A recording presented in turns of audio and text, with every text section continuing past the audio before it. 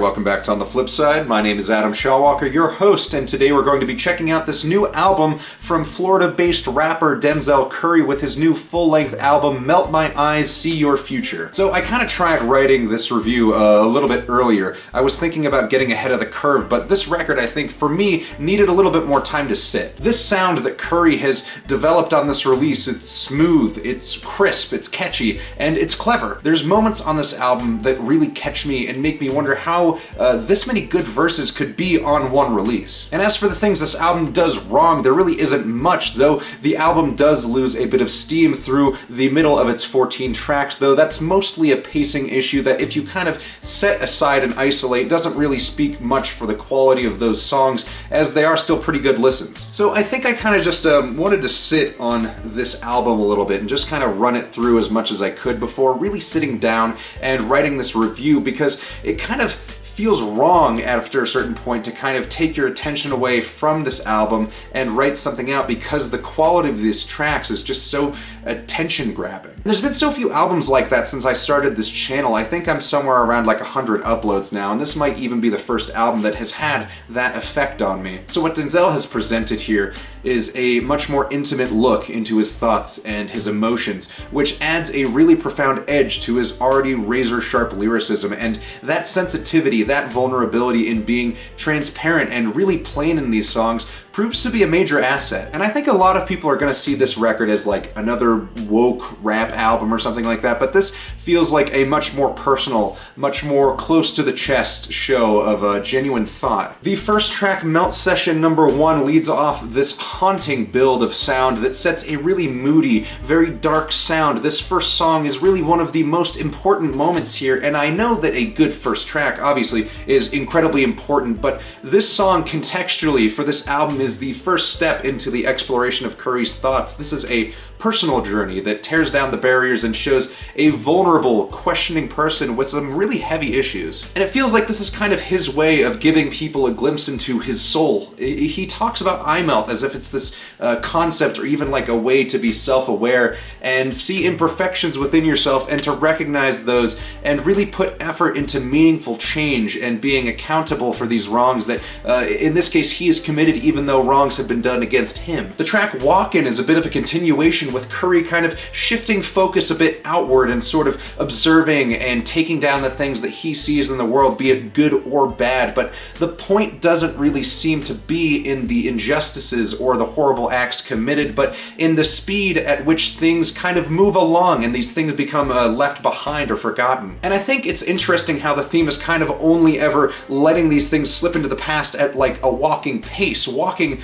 with your head down and focusing on what is ahead exclusively and not stopping to linger. And I think he's really pointing out the pain in that kind of lifestyle and the problem of covering up those wounds with drug use, here just being weed, but this scenario can apply to a lot of other things too. Worst comes to worst seems like more of a venture into religion and spirituality, with Curry kind of openly asking God questions that range from simple to rhetorical, like is the earth going to keep spinning, or can't you see I'm lost here? There's this sense that this feels like a question of faith above all things. It is interesting too how the track kind of evolves from looking for God on the daily to talking to God daily, so it almost seems like he's had these questions and has kind of just been throwing them out there, not even necessarily like expecting a response, but kind of hoping for some kind of righteous change. John Wayne shifts concerns to a more broad issue of race and police violence with this almost proud declaration of carrying a gun at all times that seems like it was kind of created out of necessity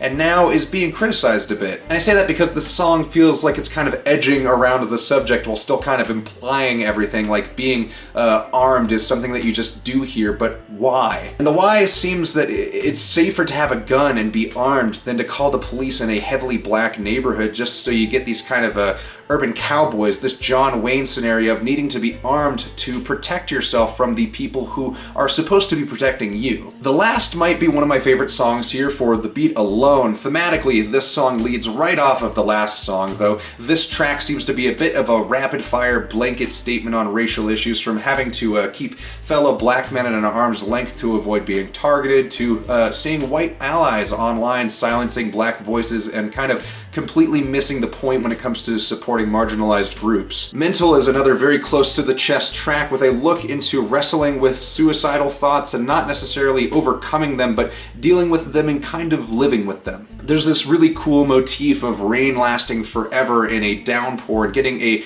grip and just kind of working against that downward flow despite having this very whatever happens kind of mental state. And I do wish that some of the lyrics here were a little bit less cryptic, especially on the second half of the track. The whole song is fantastic, but the outro is very dense lyrically. Despite that, this is still probably a favorite of mine for this album. Trouble sees a little bit of a lyrical decline with these issues that Curry seems to try and tackle, but can't really seem to get a good grip on. Curry and T-Pain do make up for it with a really good backing track and some pretty good lines about having to like pull up to the club in your mom's car. It is still probably one of the weaker songs here, but the bar has been set incredibly high by the previous songs on this album, so this isn't exactly saying much. It's like an average quality rap track on an incredibly above average rap album. Ain't No Way seems like this album's kind of big feature track, and as a result feels a little bit pieced together, a little bit less focused. Like the focus here has definitely been lost. I do find it to be pretty enjoyable, but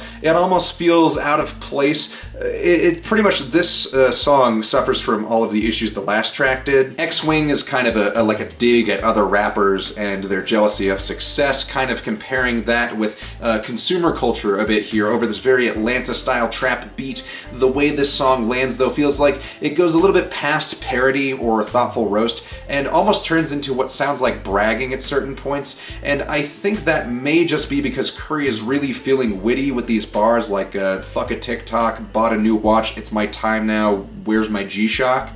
Which I don't think is a bad line, mind you, but it did kind of make me stop for a second. Angels toys with some of the ideas that were brought up on the first half of the record with seeking validation in women or drugs or really any capacity as long as it backs up an ego, but it really delves further into becoming aware, getting back into the idea of that eye melt, recognizing the things that here he's calling bullshit, from drug dealers to men who fight over fame and don't take care of their families. It's kind of a very firm declaration for Curry, seemingly taking a moral stance and calling things how they are. The Smell of Death is an incredibly short interlude track that was produced by Thundercat, which really explains the hyper jazz influence and the anime reference heavy lyrics. Sanjuro is a duo track with 454 and Denzel Curry talking a little bit about their home state of Florida.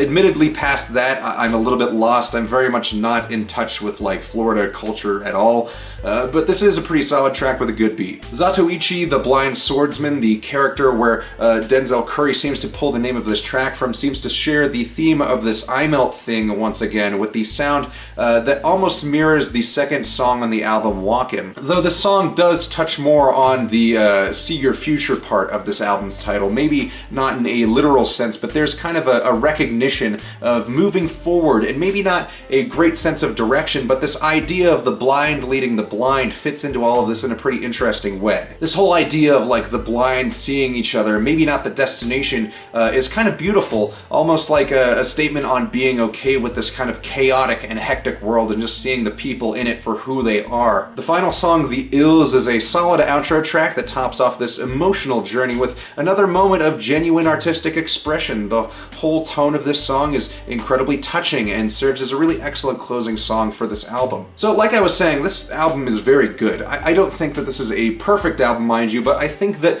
this is a fundamental shifting point for Denzel Curry, and on a broader scale, a really great reference album for this genre as a whole. I think the time and care put into this album really shows, from the profound songs that lead this album into the more loose tracks towards the middle and back out of the end with the more serious songs again. Curry has done his due diligence and may not have created a masterpiece, but he certainly put the care into it that a masterpiece would deserve. I am really loving a lot of this album. I am thinking this one is a pretty solid 9. Thank you all so much again. Let me know what you thought of the album in the comments below, and if you liked this video, leave a like and consider subscribing. And if you want to help the channel out even further, check out my Instagram and my Reverb store. Links to those are in the description below. Thank you all so much again, and we'll see you on the flip side.